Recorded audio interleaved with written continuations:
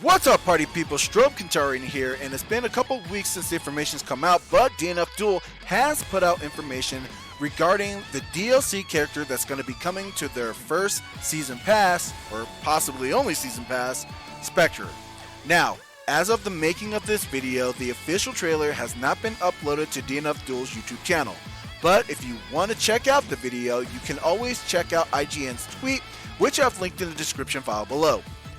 Now, you're not going to have to wait too long, because according to one of the videos that we will discuss, the official Spectre trailer is supposed to come out tomorrow, the 26th of June, which by the time that this video is actually released might be today.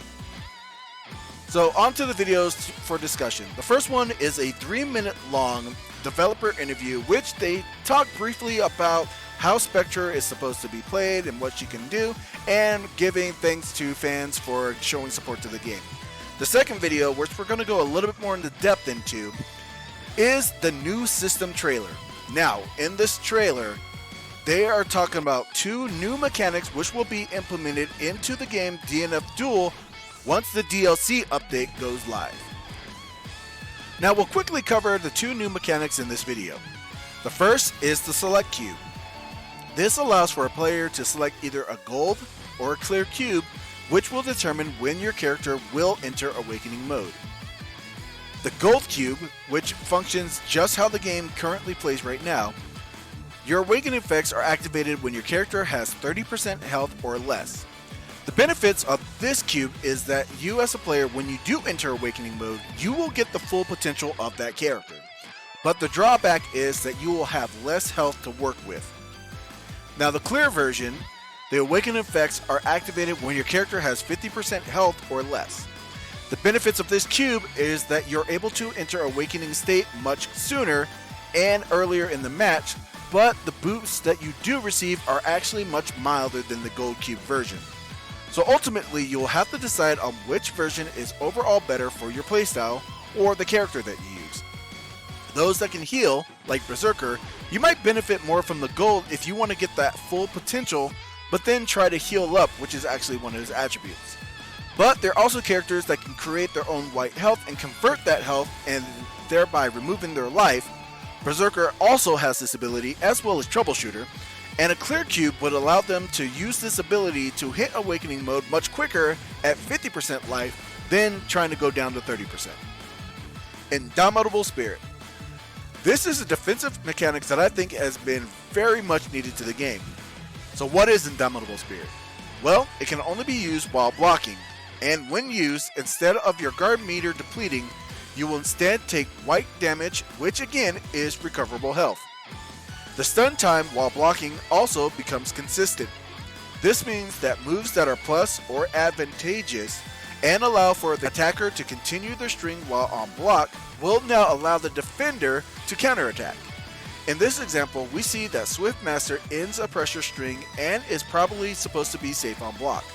But because Spectre uses Indomitable Spirit, she recovers quicker than normal and is able to counterattack successfully.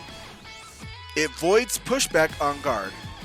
This allows for the defender to stay closer to the opponent when blocking, and this could be very bad news for characters like Vanguard, Hitman, and Ghostblade, as those characters really thrive on keeping characters out due to their long-range normals and attacks.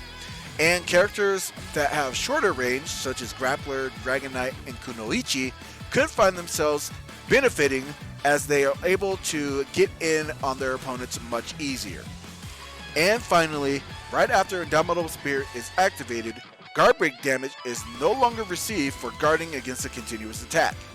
In this example, we see that Spectre is losing meter from her guard break, and then once she activates Indomitable Spirit, the reduction in guard break stops, but is then converted into white health damage. I think that both of these mechanics are going to be very good for the game, but if I had to choose one that I like more than the other, I'd have to say that I like the Indomitable Spirit a bit more. And the reason is because there are still characters that are going to be an absolute nightmare to deal with once they hit Awakening mode. For example, like Hitman. But I think with Indomitable Spirit, characters are going to have the ability to deal with quick long-range attacks much better than they did before. But as much as I like these new updates, I still feel like the devs are kind of letting a great opportunity to promote this game gonna go to waste. I mean, if we just take a look at when the game first came out and the number of players that were playing on Steam. Hey, allow me to take this. I have some things I want to say in regard to how this game is just being allowed to fade into obscurity. First, the amount of hype that was out during the beginning of this game. In the first month alone, there were over 7,000 players recorded on Steam. Now, I know that doesn't seem like a lot compared to games like Street Fighter 6, because it had 10 times as many players, and it's now over 1 million in its first month. But let's not try to pretend like this game was ever going to compete with Street Fighter.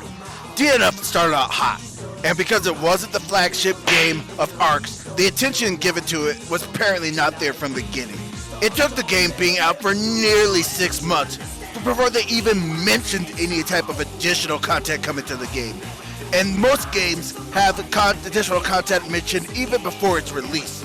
The fact that you got more entrants to DNF Duel during this weekend's CEO than Melty Blood, and Melty Blood is a main stage game at EVO, shows you the potential of DNF Duel. Number 2, even your dumbass declared that this game was dead. And let's not forget that even after they announced that new stuff was coming, it took them 6 months after that to even let us know what that would be. What a half-ass way to promote your game. You get better results just dropping your pants and taking a massive in the middle of the stage during grand finals. You'd at least get people to pay more attention, you dumb. Do you have to be so vulgar?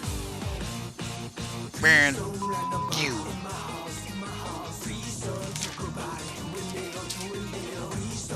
You would never see Capcom do something this freaking dumb. Like come out with a franchise that has been dead for nearly a decade, something that fans really would want to see, something they really want to play, then do the marketing and shitty graphics. Just add a couple extra characters, do some balance patches, and then bury the out of the game. Now that would never happen now, would it?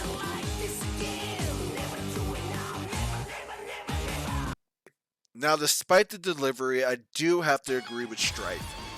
This is very reminiscent of how Capcom treated its franchise Marvel vs. Capcom Infinite pretty much right after launch.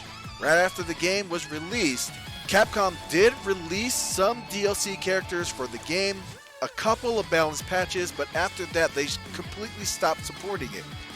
And this was so they could focus on their game, which was considered at a time to be a gigantic dumpster fire, Street Fighter V.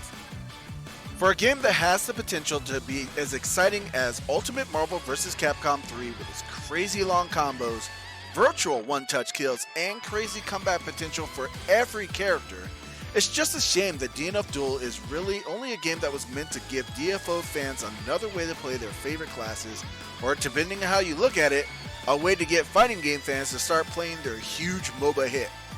Also, the fact that this game has some of the best online play with rollback netcode and easy to grasp system, I feel that it's just not getting the attention it deserves in the FGC. That brings us to the end of this video. What are your thoughts on the new mechanics, and do you think that DNF Duel deserves to have more recognition than it is currently getting at this time? Let your voices be heard in the comment section below. If you enjoyed this video, please like, share, and subscribe, as every view helps the channel to grow. And if you are new to this channel, or you would like to see more content like this, consider checking that notification bell, and you'll receive a new message as soon as a new video is available. Thank you for taking the time to watch this DNF Duel presentation, and as soon as there's more news, I'll be sure to share. But until then, I'm Quintarian, and I'll catch you donkeys next time.